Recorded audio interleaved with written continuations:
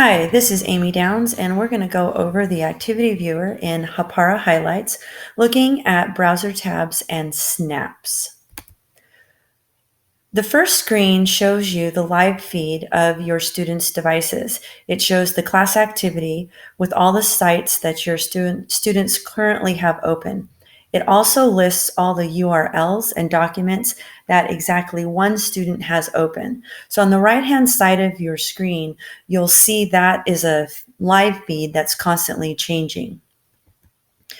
When you hover over to the browser tabs and click on that, it shows the information in a different way.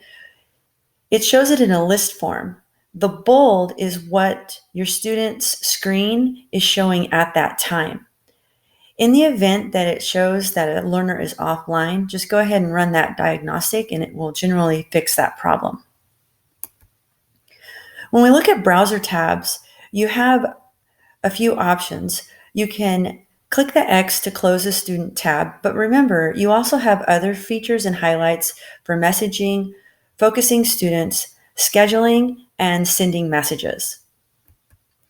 When we look at browser tabs, here's a snapshot of 7 different students and looking at a social studies lesson on who may need redirection and who may need reteaching.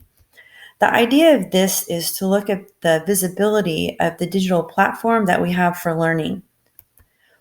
First, I have students who are really having a personalized learning experience. They're working at their own pace. They have all the correct tabs open and the resources that have been provided. They're toggling between sites, even though they're not in the same place. It's really personalized for them, depending on where they're at, with the lesson being differentiated. Next, I have a couple students who need reteaching because they're searching keywords that are a little off from where they should be. So kind of think of this as micro teaching, where I needed to go over and help focus what words they're searching. And I was able to see that easily and quickly take care of that. Next, I have a student who at first looks like she's in the wrong place, but what really might have helped her better was to send her an open tab, because she was just about 5 to 10 minutes behind the rest of the class, just not transitioning well into our next lesson.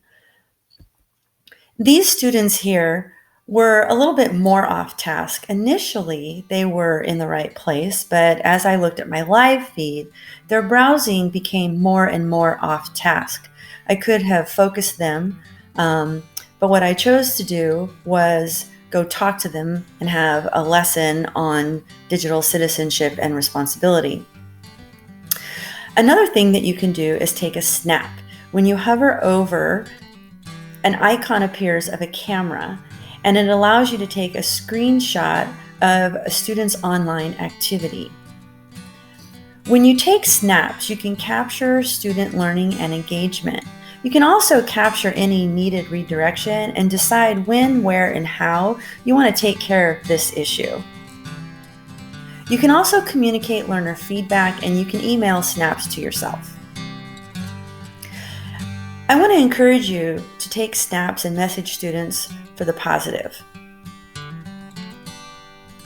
The Hapara website has a lot of great information on highlights and more details on how to use the features of Hapara Highlights. So I encourage you to go ahead and check out that link on the slide deck for Hapara Highlights. I hope this was helpful. If you have any questions, feel free to contact me. Thank you.